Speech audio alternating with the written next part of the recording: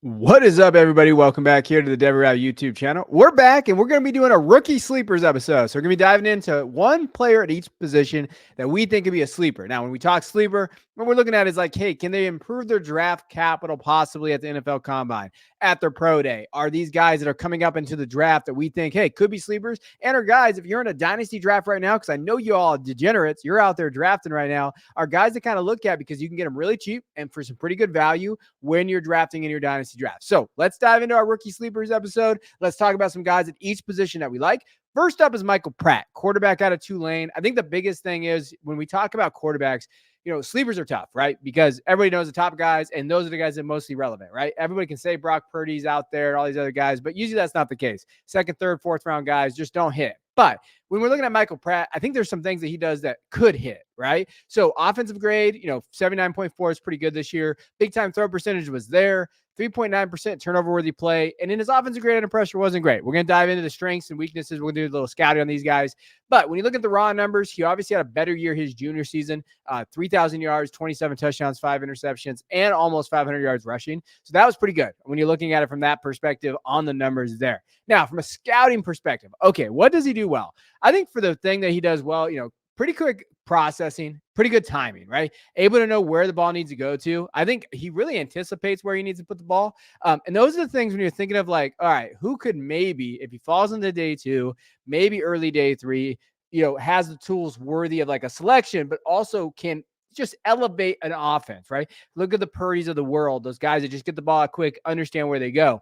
That's kind of what Pratt does well. Ball placement too. He can put it on guys. Like he gets it to the numbers well, gets it to the outside. And that's part of his anticipation. He knows where to get the ball to. And that's half the battle for quarterbacks, right? Now, he does have some limitations.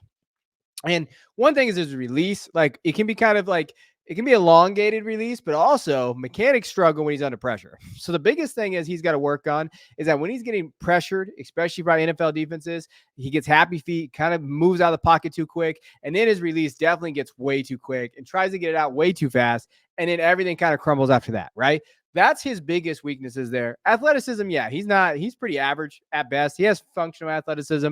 I don't think he have the rushing upside there. But from a release mechanics perspective, like I think those are the things that he has to work on. That's why he's going to slip to day 2, especially, or day 3, right? But those first things, he can be a backup. He can because someone come in and just knows how to run the offense and does that very well. And he has really upside, right? 3rd round draft pick in rookie drafts, super flex drafts. If he goes to the fun landing spot, watch him. I saw Pittsburgh, I saw Raiders, I saw some of these areas there. Those are what we're talking about when we're talking about sleepers. Now, at the running back position is Jalen Wright. Obviously, he's a guy that I've liked if you watch the channel enough.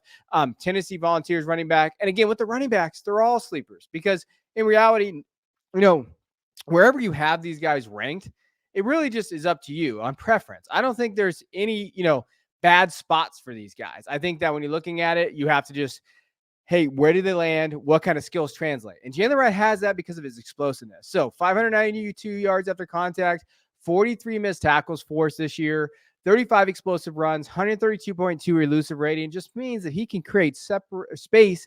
In space, he can create separation, move guys as a route runner, but also as a running back. He's able to kind of make guys miss in that second levels.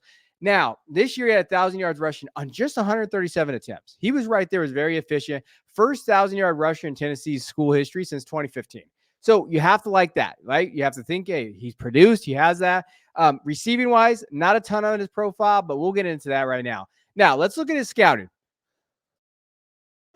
First up, explosiveness. He's got that north-south runner, y'all. When you watch him play, you're going to see this 1 foot down goes. Boom. Very good agility in terms of just going. He's not going to waste any movement. Kind of reminds me of Isaiah Pacheco a little bit in that regard, but just boom, goes, going to find it there. Has that big playability. And the thing that I look at with these guys, when you talk about sleepers of the running back class, do they have explosiveness? Do they have big playability? Because some of these guys do not, right? And can he be taught the other stuff that he lacks? Yes, he can. He doesn't lack speed. He doesn't lack some of the things that you just can't teach, right? So he has those. Now, if he gets proper coaching, that's when you're really excited about him. Has good versatility. I think he can be used in a lot of different schemes, right? I love him in horizontal situations, but I do think wide zone schemes. I think gap schemes. I think a lot of those things that utilizes his speed. He's versatile. He can do all that. Now, where he's got to, he struggles a little bit. Lateral agility. I think, especially the line of scrimmage, kind of, making, especially just having that, just finding open holes and going, he can do that. But making holes, he struggles there. Hands, I don't know if it's like a hands issue for him or just he doesn't get utilized in that offense, Tennessee's offense in the receiving game. And in rushing technique, all I mean about that is like he is not nuanced yet. I don't think he's had the reps. I don't think he's had the coaching to where he knows how to run the football. I think that he's doing everything right now based on just athleticism and just being a dude, right?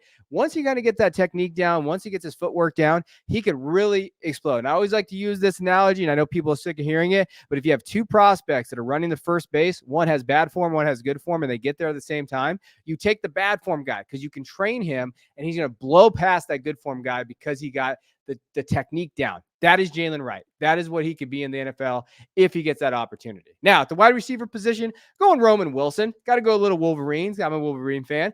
But I think he had a good Pro Bowl. He was supposed to do that. The Pro Bowl is built for the guys like him. Create separation, one-on-ones. He's going to crush that there, right? Receiving grade this year was 84.5, really good. Only one drop. Very sure-handed player there. Slot percentage, really is a slot guy. ADOT, really good in terms of where he was going there, especially with the usage that he saw. He's not getting a ton of targets. You're not getting a ton of targets at Michigan, especially in that offense. But 16.4 yards average, you have to love that. Like, he was a very solid prospect in terms of what you're looking for in terms of that third-round rookie pick, where his value's at, right? So, what's his strengths? Even though he's 5'10", 187, he's very physical. He's fearless, gets over the point of attack well, goes and gets it. Speed. I think he actually does have some speed invest vertically. I was a little worried about his speed, but you know what? It'll be interesting to see what he runs at the 40, right? When we're talking about what he can do there. I think it's interesting. He was on Bruce Feldman's freaks list, though, so you have to understand his athleticism and all of that, and his toughness. Like, he's a tough dude. He's going to go over there, red zone. He's going to go across the middle, crossing routes. He's not going to care to get hit. He's never cared like that, and that's positive. Weaknesses, for me, he doesn't have a ton of scheme exposure, right? So when you think of like what he's been playing in is a jumbo run heavy offense where he doesn't get a ton of usage in Michigan, he's got to learn a system, right? I do think like a Shanahan system where he can block, go vertical, play action would really do him well. Doesn't have a ton of production, right? Like this last year was his best year for 789 yards. A lot of that's probably due to the scheme that they run, but just to note. And then Yak. He can get the yak. You've seen those in certain games, but like how fluid is he after the catch? I think that's the biggest question mark when it comes to Wilson. Now, when we're looking at our last guy, we got to go tight end position. Ben Sinnott. I'm going to mess that up for a little while. I'm sorry, Ben. But 6'4", 254 tight end out of Kansas State. 81.0 receiving grade, 2 drops on the year. That is it. Yards per reception is 13.9. 10.1 ADI. Really like him as a tight end, as like a sleeper out there. I think there's some tight ends in this class that, this class is not deep. Last year's class was much deeper. But you have Ben, you got Theo Johnson out there, Jared Wiley, Cade Stover, Zach Hines, those type of guys. But Ben to me is like that sleeper type that not a lot of people are talking about. He's like going in the late 4th round in sleeper drafts when Jatavian Sanders is going in the 2nd round. And I think that's kind of a mistake. I think when you're looking at their profiles and what they can do, when you look what Ben has done, right? He had 676 yards this last year, his best year. Really good mover in space. I think he's pretty flexible with good speed. Is an athlete, can kind of really go and get it. And I think he's versatile. I think he can go in line, slot. Like, he's a pretty good blocker also. I think from just like manageable, right? So I put blocking his weaknesses. Versatile is just saying that he can be in line. He's got to improve it, but he at least is not like non-existent, right? Jatavian Sanders, I think, struggles as blocker all the way across the board, where, Sinnott can just get a little bit of technique. He's got the size. I like that a little bit. Route running too. I think he's a very good seam route runner. I think he can kind of move. He's had all kinds of different alignments. Have to love that about him. Blocking, is something he's going to have to continue to work on. I think he gets overpowered at times, right? So if he's a chip guy, if he's just one of those guys that can kind of get in the guy's way, you have to like that about him. Strength, got to improve that. He's got to get in the weight room. 254, I'd love to see him 260 if he can get to that range and keep his athleticism a little bit, get in there. And in position, I think the question is like, what is he going to be? Are they going to line him up in the backfield? Are they going to be like a true, tight end? Going to throw him the football? That's going to hurt his upside from the position just because, what is he? What's his position there? So those, when we're talking about them, those are our 4 guys. So when we think of like, hey, who are our 4 guys that we're looking at right now? Be on the lookout for these, these rookie sleepers out there. We're gonna be diving into the 24 class. Over here, if you didn't know this, me, Christian, and Jeff Bell and Jay Stein, we all work at Football Guys, and we do a giant rookie guide. We did one last year. This year we did one. We have over 150 profiles, and it's completely free. You guys just dive into it. You just got to sign up with your email. If you want to sign up we do 3 versions of it. This first one just gives you a tidbit of what everybody is. So all the rookies, we got over 150 in this bad boy. Then the second version is after the combine. We kind of do our rankings again. We dive into kind of how the RAS score is, the relative athletic score, kind of go through that. And in the third version that is paid, as soon as they're drafted on draft day, we drop it that week.